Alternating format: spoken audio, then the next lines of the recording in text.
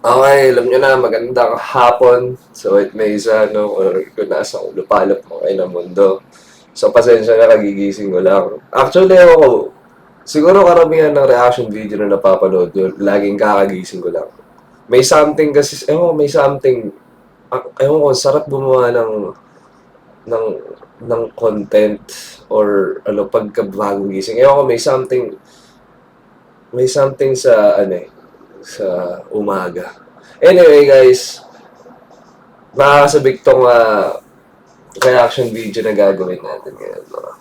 Dahil itong gagawa natin ng reaction video ngayon ay walang iba kundi si Master Looney, no? Baga, isa to sa mga living legend, alam naman natin lahat yan. No?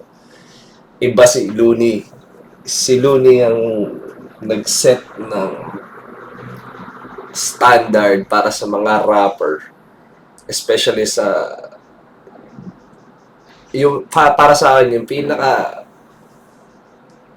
itong current generation na to ng mga rappers para sa akin siya ang nag set ng standards, ng benchmark, ng blueprint para sa mga rappers ngayon, no? Especially nung era nung pagsimula ng flip top, no. Hindi, tama, si Looney ang naging standard ng mga rappers ng current era ngayon para sa akin. So anyway, title nito is May Nanalo Na featuring Frizzle Ann. Yan, so sobrang excited ko rin dito dahil isa-isang bagay na ang tagal na hindi rin naglabas ng kanta ni Looney. Actually, hindi matagal, parang yung nilabas niya nung nakaraan yung... Pero, coming from him kasi parang kaya ako nasabing parang ang tagal kasi parang nananabik din ako sa music din talaga ni Looney. So, hindi ko na patatagalin, guys.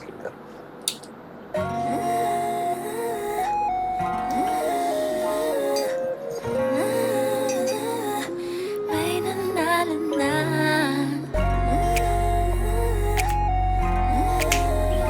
Guys, umpisa pa lang gusto ko na yung instrumental, guys. Para siya, Y2K vibe na instrumental. Hindi ko lang.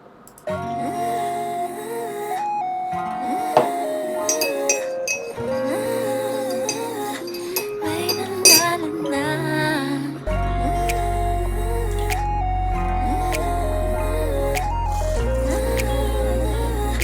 May nanalo na. Sa wakas, Hmm. punta na rin. Doon pa lang, wala. Iba talaga, Looney pa rin talaga. Doon pa lang, kinilabutan na ako. Yung pala sinasabi ni Looney. Guys, hindi sa pagiging okay ito Alam nyo naman tayo dito sa White Mesa, guys. Minsan nga nagre-reklamo na yung mga viewers sa akin dahil parang halos, baga hindi na ako nagre-react. Wala kumbaga ganito ang reaction video ko kumbaga, sabi nga, di ba, ni Enigma, react accordingly lang. Kumbaga, alam nyo naman na ako more on nagda-dive into ako sa music tsaka sa visuals, no?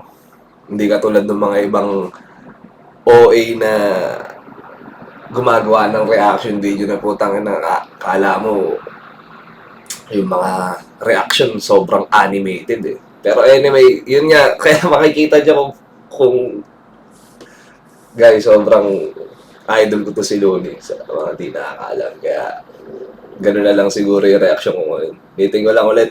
Simulan natin ulit. Tangin mo, mahabang reaction video to.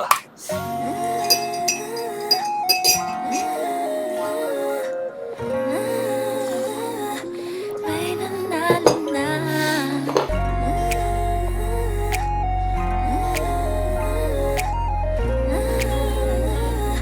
May nanalo na. Sa wakas, napunta na rin sa tamang tao. Ganito pala pakiramdam ng manalo. Kamusta ka, bossing? Mas good ba sa morning? Maganda ang gising, nasa mood na mag-recording. Pagkano panalo pag... Tangin na, tagbantag mga yung lyrics ngayon Tagbantag mga yung lyrics ngayon sa nararamdaman ko pa. Maganda talaga, Morning Lods. Bay, ito pa yung mapapakinggan mo. Ganado talaga. Ganito pala pakiramdam ng manalo. Kamusta ka bossing? Mas good ba sa morning? Maganda ang gising, nasa mood na mag-recording. Magkano panalo pag ang pusta mo ay all in? Solo ko ang jackpot, tapos na unboxing. May nanalo na, di na kailangan magsumamo. Papunta pa lang, pero parang nandun na ako. Parehong pasaporte at papeles aprobado. Pakiramdam parang nakasungkit ng kampyonato. Para sa akin, para ka sa akin, my only dreaming. May nananakas, bukas, di na patataya. Iuwi na kita, may nananakas. Taki na mo. Y2K na Y2K talaga. Lalo na yung mga subtle na patong ng vocals ng male tsaka ng female vocalist. Damn! Tsaka ito yung parang alam mo yung vibes niya parang kasi di ba uso dati na yun nga yung panahon namin year 2000s yung nauso yung ganun yung rapper tas female R&B singer ng mga tipong Nelly, mga tipong mga Ashanti, yung mga ganong shit. Parang ganun yung vibes niya. Bukas, bukas, di na patataya. Iuwi na kita, may nananakas. Pa rin ang puso ka. Bukas makalawan, di na magandong masabihin mo ay may nanalo na.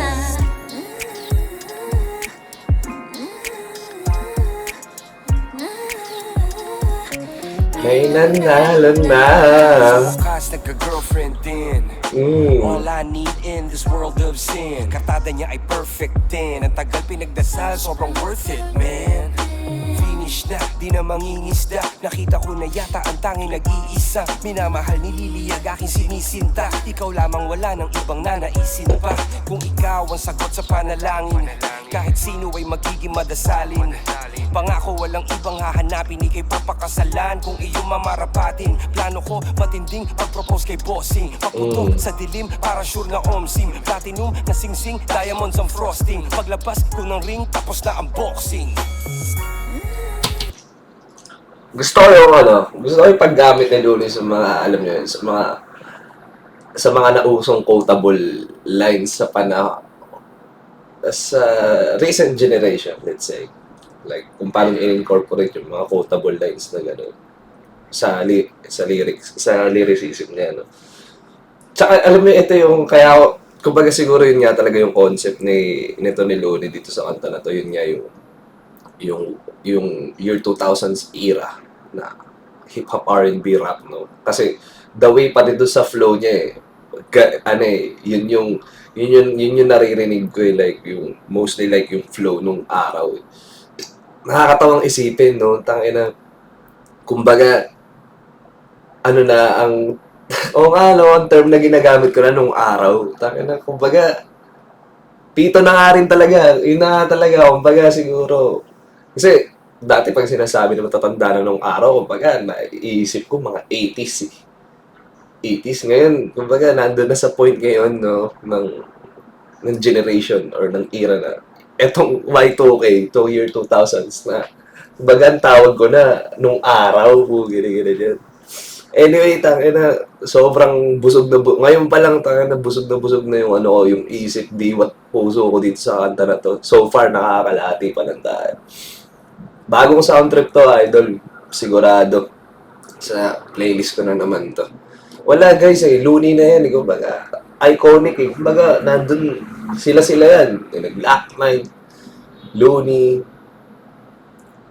Yan sila. Kumbaga, never nang mawawala sa... Kumbaga, nakamarka na yan. Nakamarka na yan sa OPM hip-hop, no? Sila na yan. Kumbaga, hindi mo na mabubura yung mga pangalan na yan. Especially to si Looney. Iba yung naging influence nito sa mga... Ako, hindi aaminin ko, kumbaga, kung pen game lang din, isa rin sa nag-influence din talaga sa akin si Looney, no? So, hindi ko ikakaila na isa siya sa mga naging influences at idol ko when it comes sa lyricism ko, no? So, anyway guys, nga pala kung di nyo pa napapakinggan yung mga original songs ko, ito. Halikang labi na. Tryna make this hard on me, tryna make a fool out of me. Walang iba na ginusto, dito ka sa aking tabi. Ayos lang din naman sa akin na ikaw ay sa iba na tumagi. Di yung sa iba ko pa malalaman na ayaw mo na ako napansinin. Yeah, I don't know, fuck this shit. Pinaliwala, mga sinabi sa akin ni mama, di pumasa. She said that you're so maarte, wag na wag ka matadali sa ganda niya. Kurbahan ng katawan, bandang huli ikaw ay pagtawanan. Just the feeling of her lips touching mine, nagmamadali na siya ay balikan. Totoo pa ba ang sinasabi mo? Isip mo na ba ako'y nalilito? Isipin mo na araw-araw ganito. Ikaw yung dahilan, ayokong humito. Totoo pa ba ang sinasabi mo? Isip mo na ba ako'y nalilito? Isipin mo na araw-araw ganito. So, kung nagustuhan nyo yun, punta na lang kayo sa music channel ko. Kung hindi naman, alam nyo naman dito sa White Mesa, guys. Walang pilitan. So, tuloy na natin. Mamarapatin, plano ko matinding pag-propose kay bossing. Paputok sa dilim, para sure na omsim. Platinum na singsing, diamonds ang frosting. Paglabas ko ng ring, tapos na ang boxing. Para sa akin, my only dreaming. May nananalas bukas, di na patataya. Iuwi na kita, may nananalas pa rin ang puso ka. Bukas makalawan, lumaganong sa piling mo ay may nanalo na. Papunta na tayo sa pinaka-exciting na parte.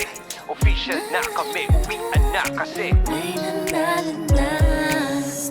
I vow to help you love life, to always hold you with tinato. kindness, and to have the patience that love demands. I vow to fiercely love you in all your forms, now and forever. Sa wakas, bukas, di na patataya. Iuwi na kita, may nananana pa rin ang puso ka. Bukas makalawan, lumaganong sa piling mo ay may nanalo na. Bukas, di na patataya. Iuwi na kita, may nananana pa rin ang puso ka. Bukas makalawan, lumaganong sa piling mo ay may nanalo na. Papunta na tayo sa pinaka-exciting na parte. Official na kami, uwian na kasi. May nanalo na.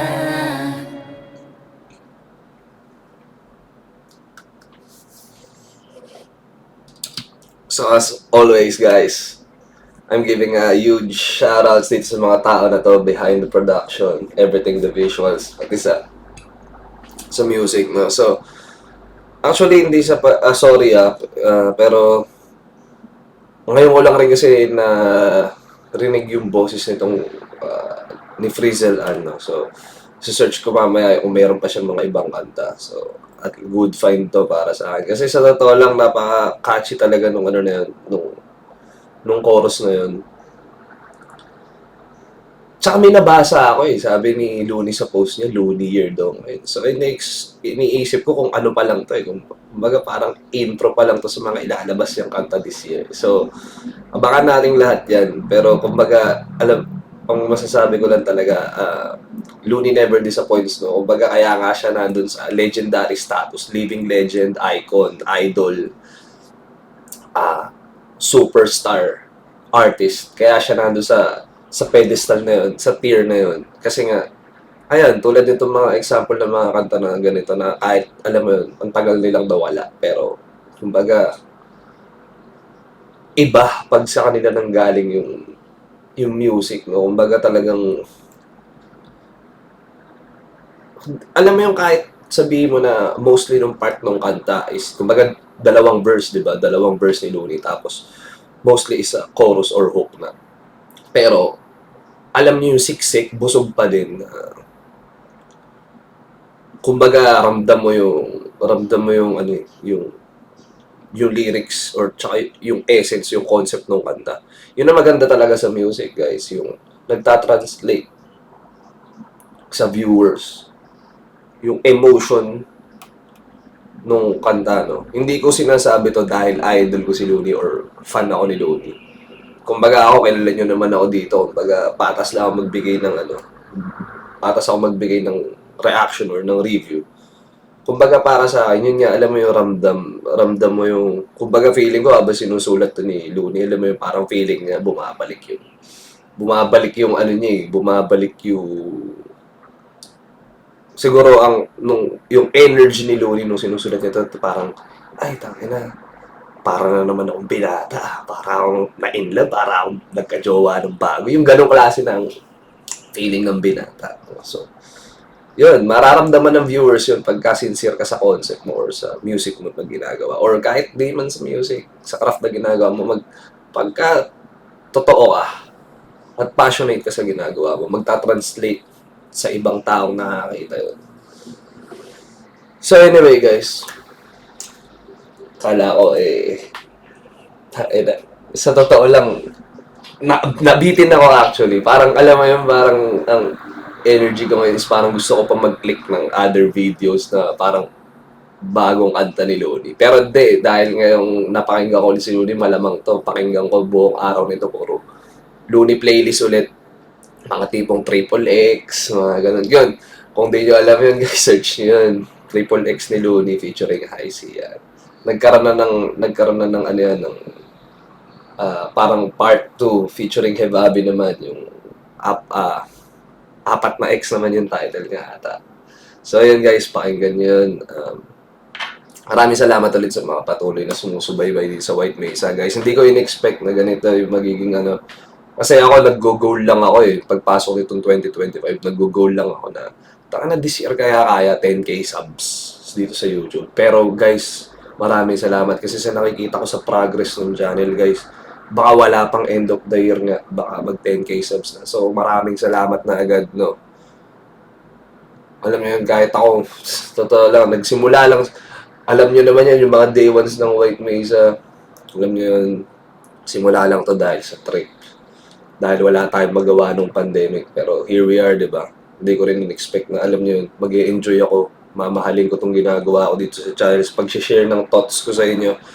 Baka mag-ano pala ako, guys. So, baka mag-live ako sa TikTok every Saturday. Baka mag-live ako sa TikTok. Baka simulan ko bukas, actually. Ng around 7 p.m. sa TikTok. Search nyo na lang at White Mesa. No? Ilalagay ko na lang yung TikTok account ko dito sa video. So anyway, guys, kita-kits tayo sa live video at sa susunod na reaction video, guys. Peace.